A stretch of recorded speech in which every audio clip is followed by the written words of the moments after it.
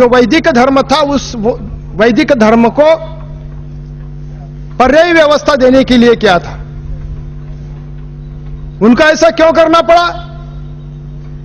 तो वैदिक धर्म में जो यज्ञ संस्कृति थी, जो यज्ञ संस्कृति के नाम से इस मूल निवासियों को बहुत बुरी तरह से लताड़ा जाता था, उनका छल होता था।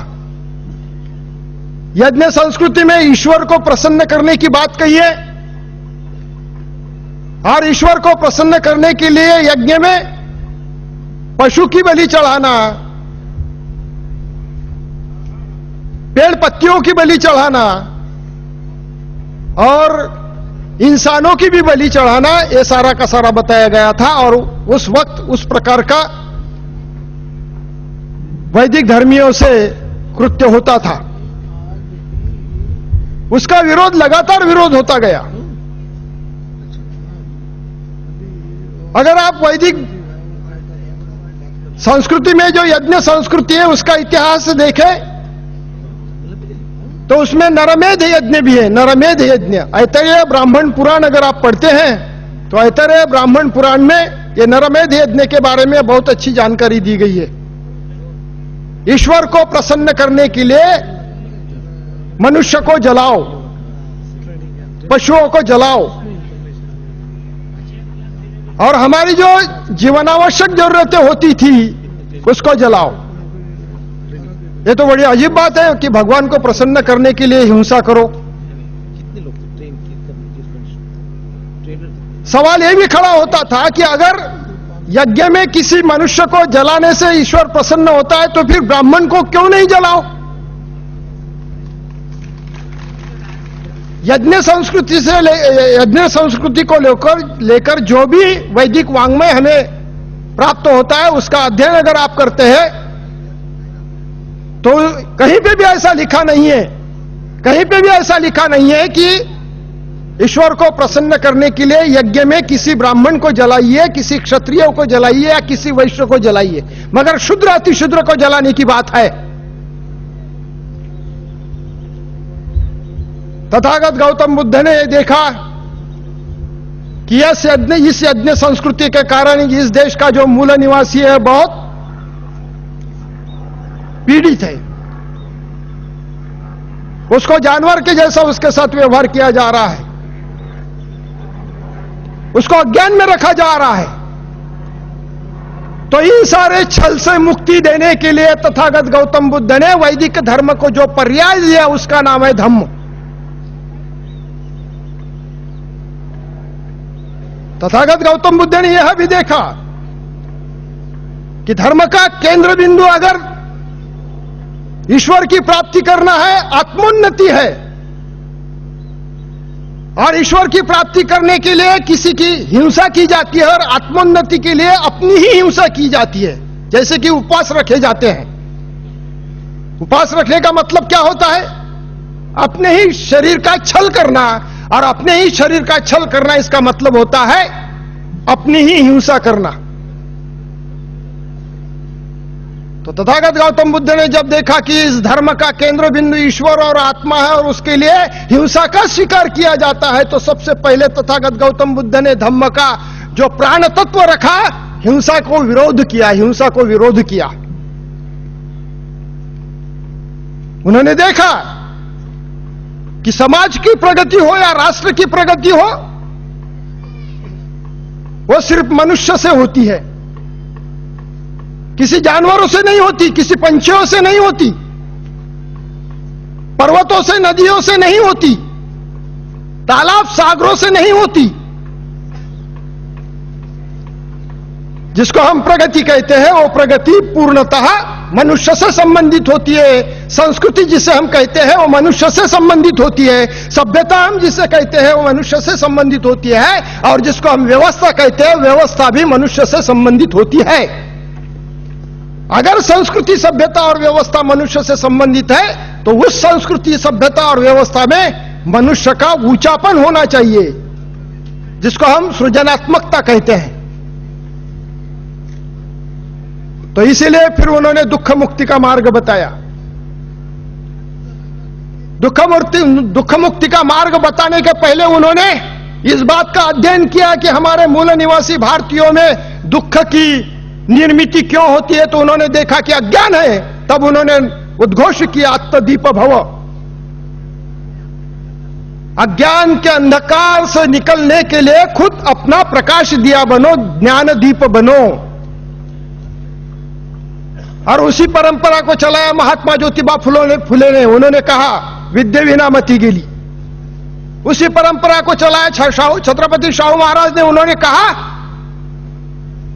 कि बहुजनों को शिक्षा मिलनी चाहिए ताकि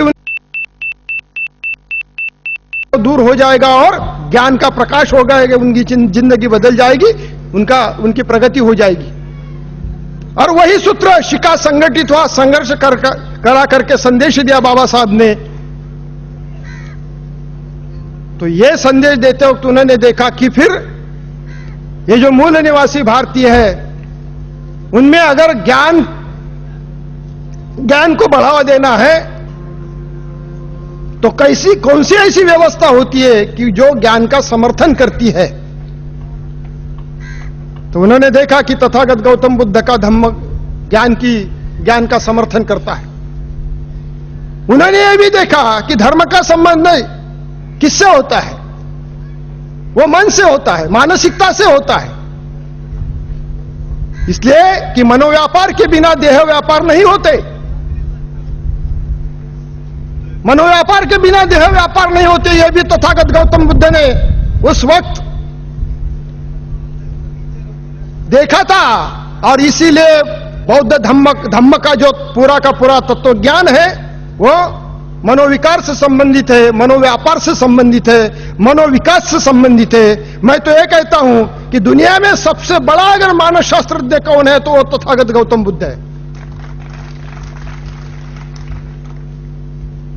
बाबा साहब ने अध्ययन के बाद जब बाबा साहब को पता लगा कि आज इसकी जरूरत है, यहां का जो पीड़ित मूल निवासी है, शोषित मूल निवासी है, दलित मूल निवासी है, वो क्यों शोषित पीड़ित दलित है, तो उसकी मानसिकता गुलामी की बन गई है, उसकी बौद्धिकता गुलामी की बन गई है। और जब तक कि उसकी गुलामी की मानसिकता को खत्म नहीं करते, बौद्धिकता को खत्म नहीं करते, तब तक कि उसका किसी हालत में विकास नहीं हो सकता।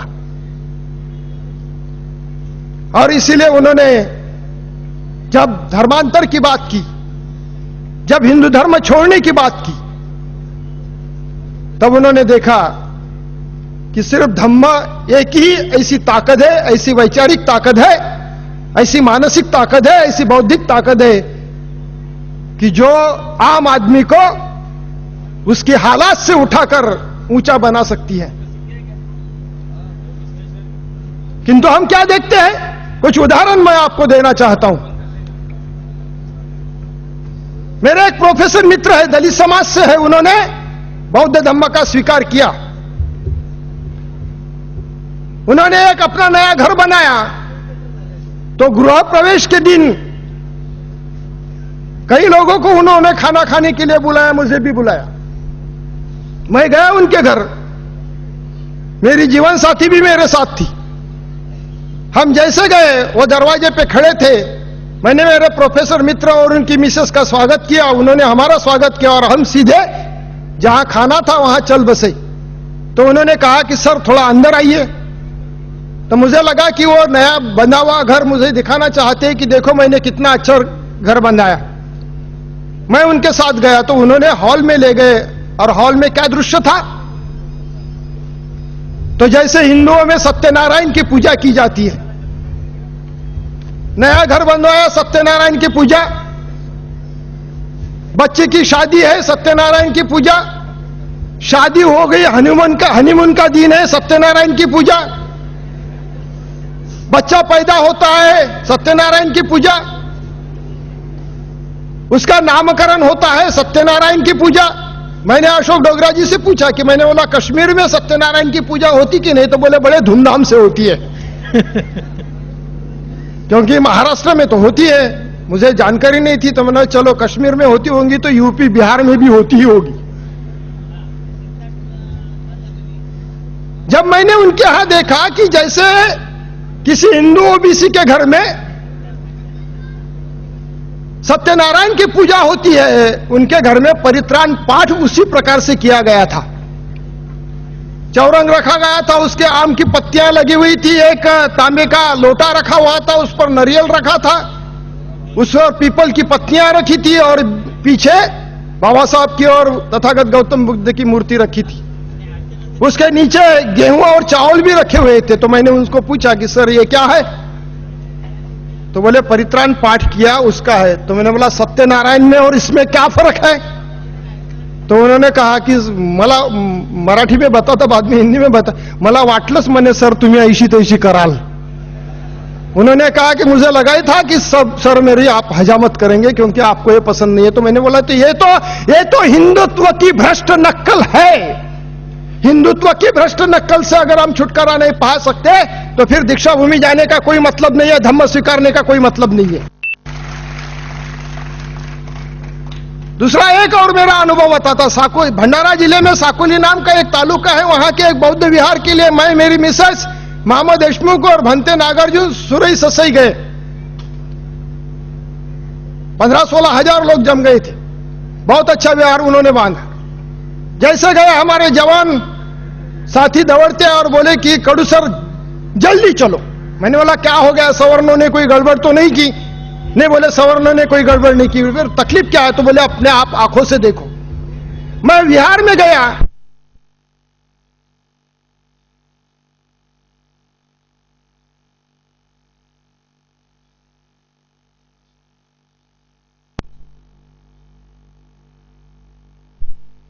थी कुछ महिलाएं बैठी थी और सब